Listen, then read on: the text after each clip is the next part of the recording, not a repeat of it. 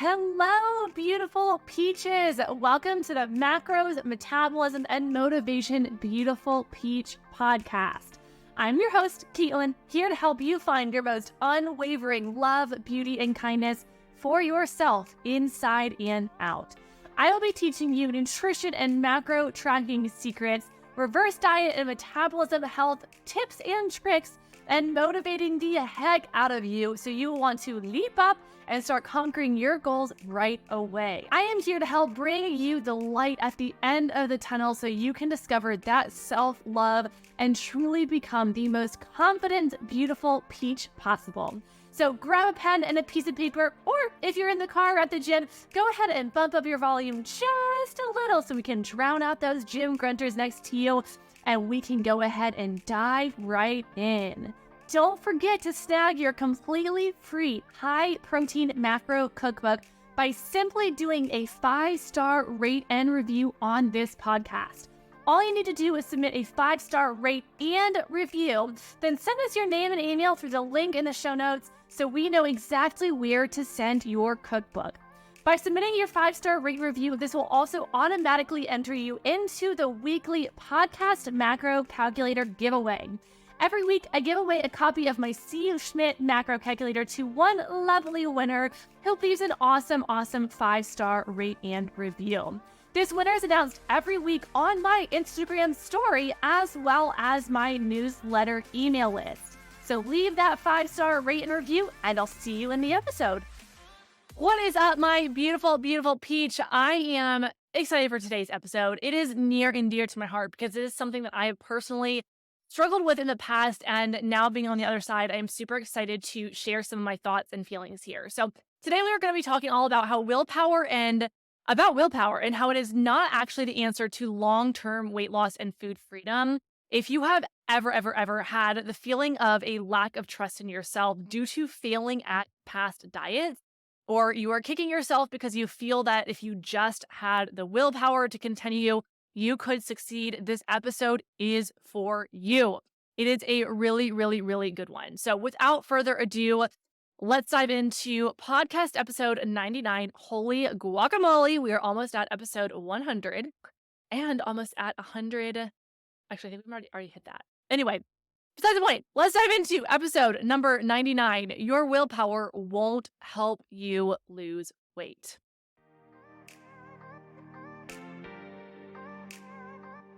You just need to have willpower to stick with the diet. Then you will lose the weight and be happy. You just need to have the willpower to keep eating keto. Stop eating carbs. Then you will lose the weight and be happy. You just need to have enough willpower to work out 7 times a week. Then you will lose the weight and be happy. You just need enough willpower to fill in the blank. What is it that you are feeling like you need enough willpower to do in order to lose the weight and be happy?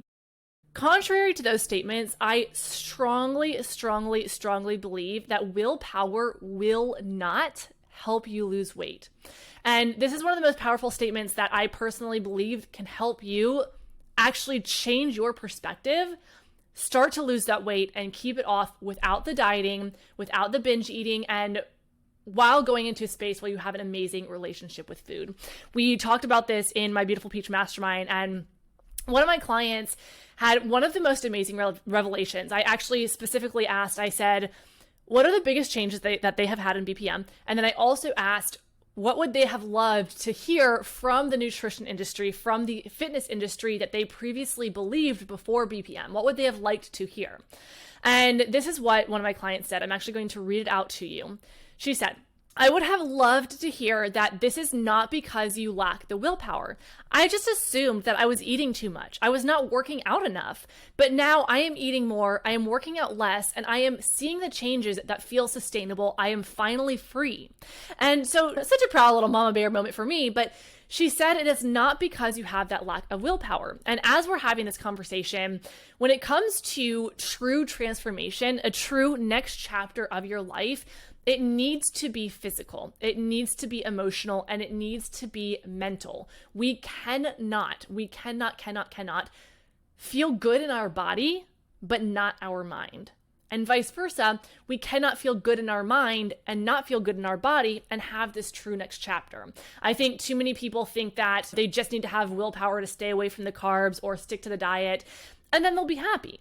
But the problem is that's not healthy mentally, okay? And I think it's not willpower that is the problem. It's the fact that something doesn't actually fit into your lifestyle. You can have all of the willpower in the world and the readiness to change, but it simply will not work because eventually, whether that's in 1 week, 1 day, 1 year, 10 years, right? You will hit a breaking point where whatever you are doing stops working, likely due to your slow metabolism, or you simply cannot keep up with what you are doing with the dieting, with the restriction, because it is making you so incredibly unhappy. And I was thinking about what I want to be proud of. This is deep thoughts. What I want to be proud of when I am on my deathbed, when I grow old and I'm sitting there, I'm looking back.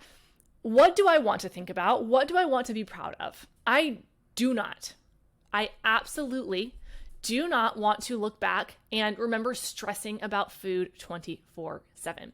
I spent a decade of my life in that space, struggling with restriction, struggling with binge eating, being completely lost, having all the food guilt.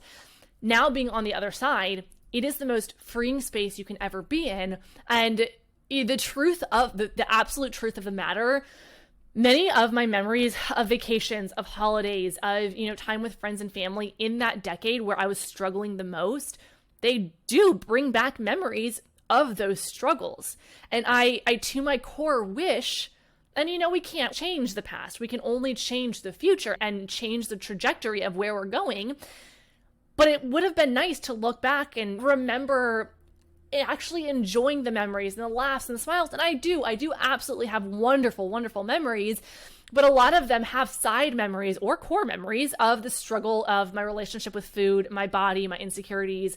And I don't want to be in that space. And I really, really, really, when I decided to change, and this goes in correlation with my personal change, I was on a path to become a dentist or an orthodontist, and had my focus on biology, which is funny because then I shifted and into a space of nutrition and dietetics in my bachelor's degree at Clemson University. Then shifted to get my master's degree in exercise science and sports nutrition, on to get write my master's thesis on human metabolism and dieting and the impact that they have on our body and our metabolism. So in correlation to all of that, I was going through this shift where I was like, I want to change and I want to see this change happen. You do not need to be going back to school or changing your major or anything like that. You have your expertise as I have mine. What we have in common is the fact that you have the decision that you get to make, and you get to say, hey, I don't want my future children to learn those habits from me. I had that thought process, so I changed. I don't want my husband to cater to my food fears. So what did I do? I decided to change and I made it happen. It's not easy. You have to be ready to put in that work. But once you make that change, it's a long-term change. I didn't want to look back on my deathbed and be sad that I missed out on life and be sad on the memories that I missed out on. So I changed. It's scary, but the saying that I love, and this is actually, I mention it a lot, but nothing worthwhile, nothing worth having comes easy.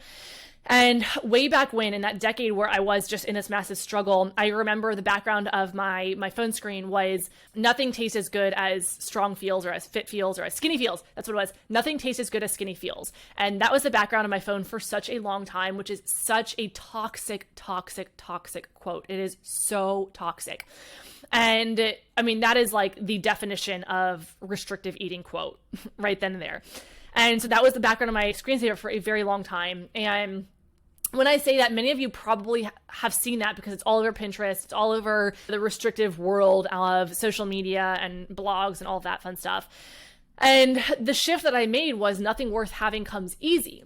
And so that replaced the nothing tastes as good as skinny feels. That mindset shifted that perspective, shifted that quote, shifted where I was going. And I decided that I wanted something that was going to fit into my lifestyle. I wanted something that was going to feel amazing for me because that's the life that I choose to live. That's the life that I want to live, and I will make it happen, understanding that I can't just, I think a lot of people think that they can just sign up for something and they'll get results. Now, you also do have to put in the work, but it's the change that happens in that journey. It's like a saying, I'm probably going to butcher it, but it's about the journey, not the destination. yes, while it is also about the destination, that journey is where you're learning. That journey is where you're finding the education. That journey is where you are having that internal growth, and you don't want to skip that journey and just get to the destination, because you will not remain at that destination. You will backslide and you will have to start over. You want to embrace that journey. You want to embrace the fact that nothing worth having comes easy, and to show up on the days that are hard, to show up on the days that are easy. And I think a lot of people also are fast to, on the good days, be like, oh, I don't need help, I'm fine. But then the next day they have a terrible day and they're like, oh my gosh, I just wish that I had help right now. And that's why it's so important to recognize that it's okay to have accountability on good and bad days. And so for me, if something's not going to fit into your lifestyle, we can have all of the willpower in the world, but it will not last. So for me, it's not about willpower. It's absolutely not about willpower. It will last when you have the education on how your body works and how your metabolism actually works. Instead of molding to a program that does not fit your life, you get to create a lifestyle where you are not changing your life into this crazy thing. You are educated, you are seeing results, and that are actually allowing you to feel amazing, because when we feel good in our body, it overflows into every aspect of our world, of our life. And you get to continue living the way that you are, eating the food that you love, and being able to just experience life fully while feeling good from the inside out. So it's not about having the willpower to stick to a diet. It's about having the right tools and about having a healthy metabolism and having the education. So many big hugs your way, so many big hugs to my sweet client, who I love that she said that, because we were talking about many different things surrounding willpower, surrounding things that they wish they heard, mentality that the diet industry gives us versus mentality that we get to have, aka shifting from nothing tastes as good as skinny feels to nothing worth having comes easy. Shifting from I don't have the willpower to no, I just need a game plan that fits into my life, and I need a game plan that's going to be, we can bring up my signature little framework here of sustainable, maintainable, educational, and enjoyable. So if you are someone who has been kicking yourself and beating yourself up, you feel that your willpower is absolutely failing you, first and foremost, know that you're okay, and it's okay. The feelings that you have are valid. The feelings that you are feeling are okay to have. And also, you don't have to stay in that space. You are not failing, okay?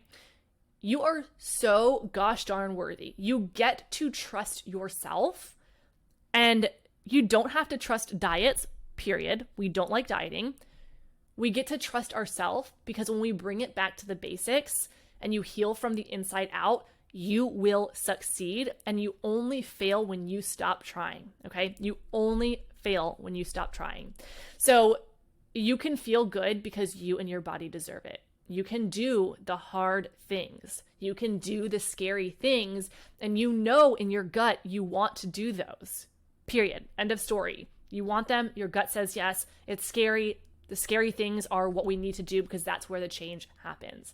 And if you're listening to this and you're like, you have given up your life, social events, bringing your food to parties, saying no to friends, your happiness, and you're in a space where you're just trying so hard to stick with it, it is time to change, my beautiful peach. So my action steps for this episode, and I want you, this is actually a really, really, really, really good one. So I'm going to read this from my notes here. So give yourself a solid chunk of time for this as well. If you can, try and find a time that's quiet, away from the kiddos. Maybe you put the kiddos to bed and then you have some time to yourself, or get up a little bit earlier on one of the days, something like that. You may have to do it after bed or in the morning, or even lunch break, whatever it may be. And you can also do this mentally while you're driving if you simply don't have the time to sit down and do this. But there's something really good about writing things down. I love to journal, so I think that it is amazing to actually write this stuff down. So grab a journal and find a peaceful place, grab a glass of wine, grab some tea, grab some coffee, whatever it needs to be to get those creative juices flowing in that self-reflection headspace, okay? So number one, I want you to write down all of the past diets that you have done.